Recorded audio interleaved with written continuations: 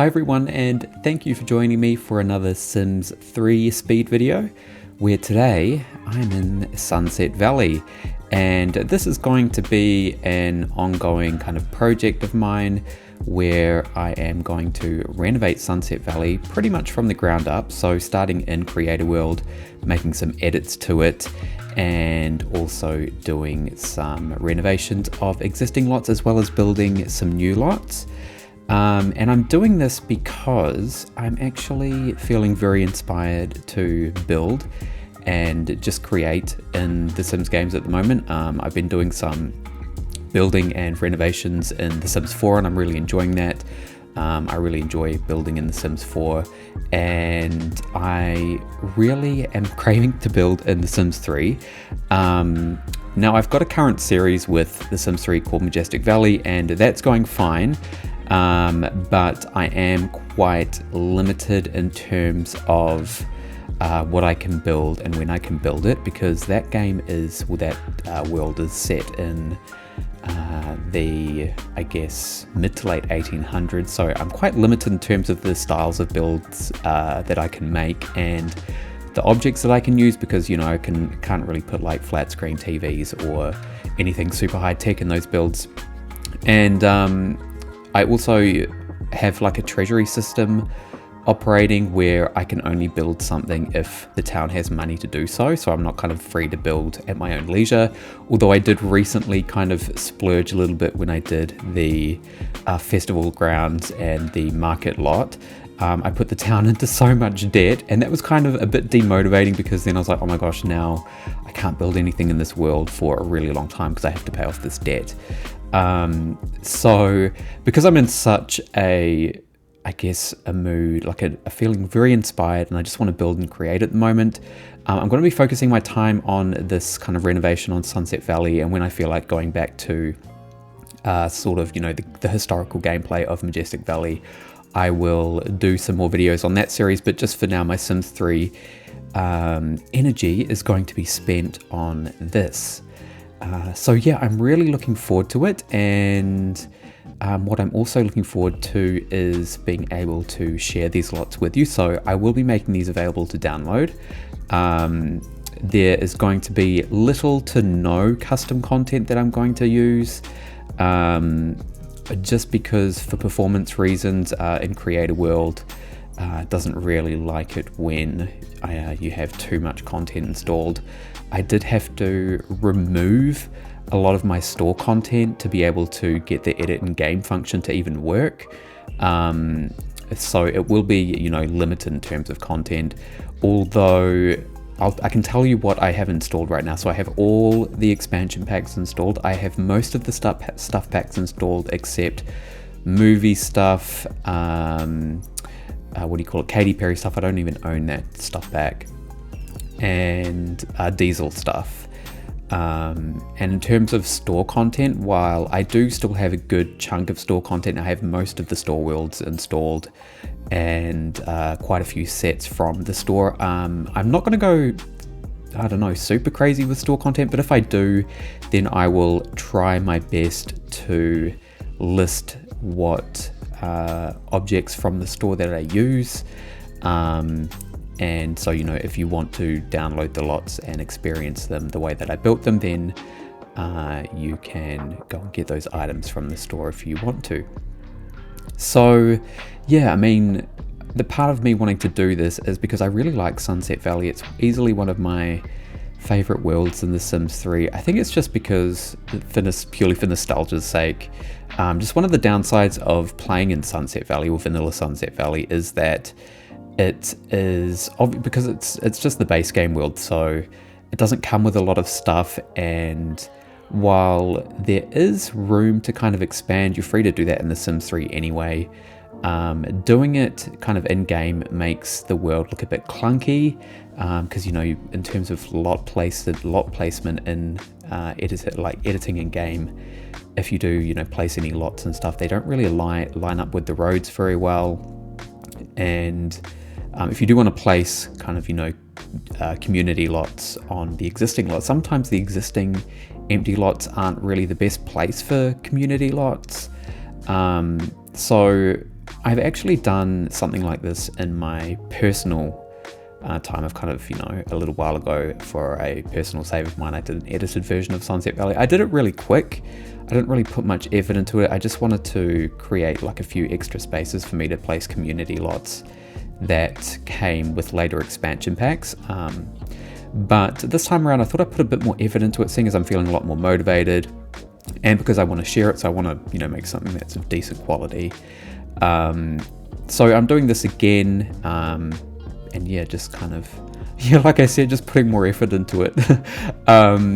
It's been a bit of a journey to get, I guess, Create a World and the edit in game function to work. Like I said, with too much content installed, the edit in game function wasn't working that well. Sometimes it would crash, sometimes it wouldn't load at all, and so I kind of had to really fine-tune it was mainly the store content that was causing me issues. When I removed all my store content and just had all the EPs and stuff packs that I have installed, edit game worked fine, but if I had too much store content, then store content installed, then it just wouldn't work. And so I had to go through all of my store content.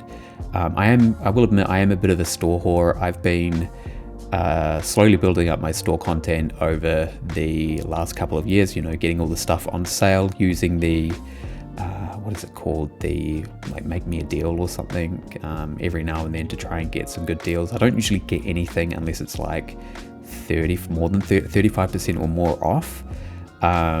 So I've been doing that over the past couple of years, and so I have managed to build up quite the collection. So when I was trying to get edit in game to work with the store content installed, I really had to be quite selective in terms of what I wanted to have in this version of Sunset Valley. So the things that I've kind of included are, I think, things like I've included all the venues, and I've kind of made sure that like entire sets are installed, like not just kind of random objects from a set. Like I've tried to make sure that if I'm going to use a certain object, then I want to make sure it's from part of a set, so I can get more of a cohesive look.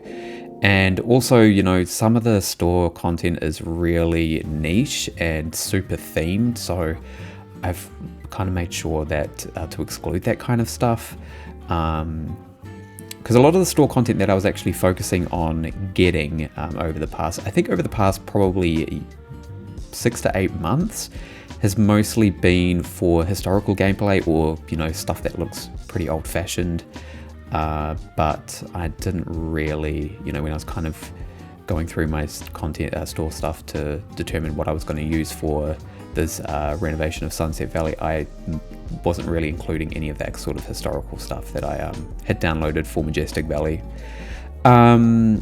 So yeah, one other quirk is, now I really wanted to play around with or edit an inhabited version of Sunset Valley. That was my goal, because it just can be a bit of a pain when you kind of edit an existing EA world and you edit an uninhabited version, and you have to kind of port all the Sims from the original world over to the new version, because I did that in the previous save that I created for my personal playthrough. And so I tried to do an inhabited version this time, but that too was causing me a lot of issues. I don't know what the issue was, but all I know is that it was causing crashes, and it was not very reliable in terms of saving. And also I just noticed that this is so random, but I noticed that all of the ghost Sims, so all of the the ghosts of the pre-mades, the ancestors of the pre-mades, and just the ghosts that are in the cemetery, they were revived and they were moved in to empty lots around town, and I have no idea what caused that, or why it was happening, or how to even fix it, or even if it was normal for Create a World. I couldn't find much in terms of people speaking about it online, and so I was like, I don't want to risk editing an inhabited version, and then I get to the very end and it doesn't work, and the ghosts are all messed up. Because with Rust Porter, you can actually port over the ghosts, and they work just fine. They work like they would in a regular vanilla version of the world. At least with Sunset Valley, I know that for sure because I've done it before. So what I will be doing in terms of making this world available, I will upload the edited version, so the creator world file, so that you can actually install the world. And then for the inhabited version, I will have to do a save file, which is a bit annoying, but really it's the only workaround that I can really see possible at the moment. So yeah, it'll be a combination of files where it's just a save file and the creator world file for you to install. So with that said and done, oh my gosh, I feel like that was a lot of explaining for this voiceover. And to be honest, I actually tried to voice over this last night. I was very tired after work, and I was like, I need to get this voiceover done. But it just was not going well. I was taking stopping and starting so many times because there was just so much to explain at the start. But I just, had a nap, and I'm feeling a bit more energized and put together. So this voiceover is going a lot better. So I'm pretty pleased. And I got all of the explaining out of the way pretty succinctly, I think. So we'll talk about what I'm doing right now. And that is editing the space where the Langraks live and the Bunches live. So I've moved their houses. I haven't deleted them from the game. I'm going to be renovating their houses, but I've just moved them out of the way because this is kind of the intersection of Sierra Tango and I can't remember the street that it intersects with, but it's that kind of intersected space. And I like to make this space like a little commercial area in the town that's a little bit away from the town center. And this is where I usually place a lot of the community lots that came with later expansion packs. So for example, I usually place like the consignment store, the salon. I'll probably even do like an arcade over here. And I also, you'll see this in another video, but I also kind of edit the town square a little bit to fit a few more community lots in. So that'll be for things like maybe a nightclub, or actually I'm not sure, maybe I'll place a nightclub in this area. We'll see. I'm still editing the world right now. Like I've got at least a couple more videos of footage of me kind of editing the world, so I'm not quite finished yet, so who knows. And I've still got to build all the lots, so I could change my mind when I'm building them. But yeah, this little space here is kind of like just an extra, I guess, like a little commercial area that's purely like, there's no workplaces here or anything. It's kind of where Sims can just kind of come and hang out and socialize and do some activities. And so I'm decorating the space to make it look a little more put together, and so that it is kind of it is a commercial space. So the lots have paths surrounding them to make it look a little more kind of complete and put together. I'm also outlining the lots with, I'm looking for a retaining wall here, but then I couldn't find one that looked very good in this area. But I do put like a fence that surrounds the area, as well as making some adjustments to the path network to make it look a little less natural, because I do like to, especially for community lots or lots that feel a little more urban, I do like to surround them with paths, and so that it doesn't look so square and boxy. I like to have the paths kind of curve out a little bit and look a little more kind of natural and organic. So you can see to the left of this kind of work here that I've done, I've made the path kind of curve over a little bit, and there's like some green space between the lots and I guess the other path, the winding path. And here I'm just putting a fence here. Like I said, I'm just kind of outlining the new commercial space. So I mean, this is a lot of fun to me. I mean, it looks kind of boring, but it can get a bit repetitive, because one thing that I've actually noticed in Sunset Valley, the other thing I'm doing with Sunset Valley is I'm doing some fixes to some of the quirks that came with the original world. And one of the quirks is the placement of streetlights.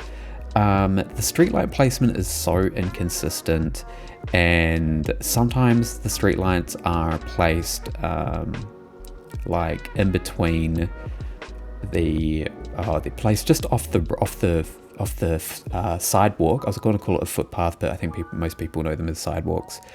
Just off the sidewalk, in between like the road and the white lines of the road. Sometimes they're placed there. Sometimes they're placed off the road completely, so they'll be on the terrain. And so one of the things that I did on the weekend just gone was I was just like, okay, I'm just going to sit down and go through the entire road network and move all the streetlights so that they're consistent throughout the world.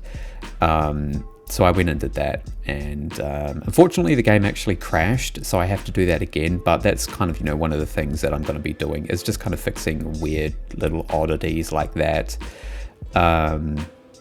There's also kind of like some weird network issues. So there's instances where roads don't line up to lots properly, which I think you'll see in this video here. You'll see me kind of replace a road because it doesn't line up with the lots.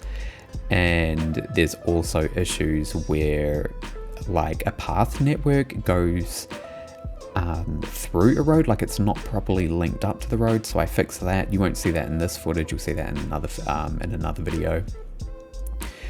Here I'm just, decorating the fence, just making sure it looks a little more, I guess, natural and detailed. Adding in a few more different trees. I use these, I think they're called slippery elms, and I just wanted to make it look a little more, I guess, man-made. This world is full of those black gum trees, and so what I kind of envision is that those gum trees are indigenous to Sunset Valley. That's why there's so many of them. And so any other trees, as well as like, the palm trees by the beach and stuff, but any other trees that are in the world have kind of been planted by people who settled this town. And so there are a couple of spaces where I just kind of place some different trees. This is one of the instances here where I just rearranged the roads so that they lined up better with the lots, because I do like the lots when they're right up against the road. I don't like there to be any sort of like grassy gaps between them. So I fixed that issue here. I do that in quite a few different areas in the world. What else can I talk about? Again with like, I don't know. I mean, Creative World is a really, really fun tool to use, but it is quite finicky, as you can see here. Like the road placement can be very, very temperamental. Sometimes it works fine, and sometimes it's just a pain in the ass. But overall, I'm just like super grateful that we have this tool in the first place. We don't really have any sort of in-depth tool, Creative World tool, at our disposal for any other Sims game. I mean, probably the closest thing is The Sims 2, but of course The Sims 2, the world creation tool is quite limited because it's not an open world game. So while you can create a really nice neighborhood in that game, you kind of can't go to this level of detail in terms of like, path networks and routing and all that kind of other technical stuff that you need to consider when doing it in The Sims 3. So here I've got the other section of community lots all put together, and here I'm just doing the last section, and I was kind of considering placing like a couple of smaller lots, but I'm going to do one really big one. And I was thinking about doing a skinny one next to it, but I thought, that's just not going to be practical, like not a practical lot to work with. So I've scrapped that, and I've just left it as like an open kind of grassy space, and surrounded it with a path network, and then I'm just linking it up to the existing path network here, so it looks a little nicer. Trying to move these plants out of the way. So one other thing is that I do really want, like, even though I'm doing these edits, I want the world to maintain a Sunset Valley look and feel. So I'm not going to go crazy with changing a ton of the landscaping. I do want to stick with the same type of landscaping that EA did for this world. And yeah, so when it comes to like the plants and stuff, I generally just move them about. I don't change them, or I add to them, and like I did with the trees, if I feel like it kind of adds some extra detail to the area, then I'll add those. But for the most part, I kind of keep the landscaping the same, or the choice of landscaping.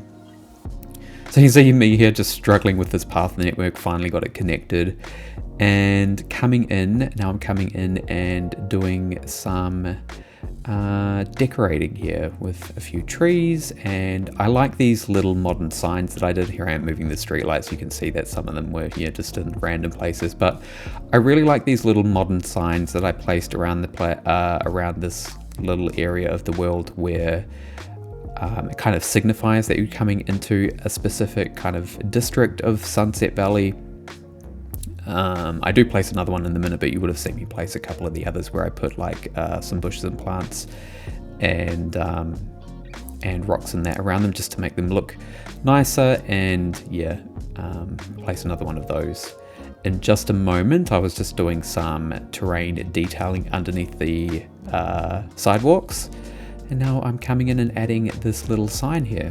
So yeah, I really like these little signs. I feel like, it's just a cool way of signifying what that neighborhood is. So I feel like this one kind of looks quite like it's kind of a commercial looking sign anyway.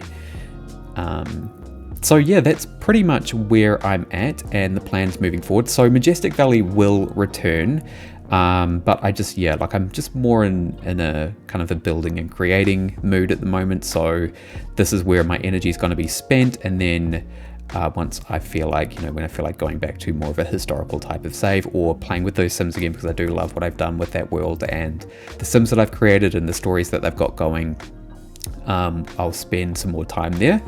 But yeah, I just love Sunset Valley so much, so this is going to be an ongoing project of mine, and something that I'm definitely focused on spending a lot of time on. And I think we're coming up to the very, very end of the details here. I do have a couple of screenshots for you to look at. They'll be coming up pretty soon, so I will leave you to enjoy those when they come up. I think there's got about a minute and a half left of the video, yeah. So I'll leave those for you to enjoy. I'll say thanks so much for watching. It's been a pleasure to bring this to you. I hope you enjoyed it, and I hope you stick around for what I do with this world. I'm really excited and looking forward to it, and like I said, I will make this available for people to download. So yeah, that's basically me done. I hope you enjoy the rest of your day, and I will talk to you later.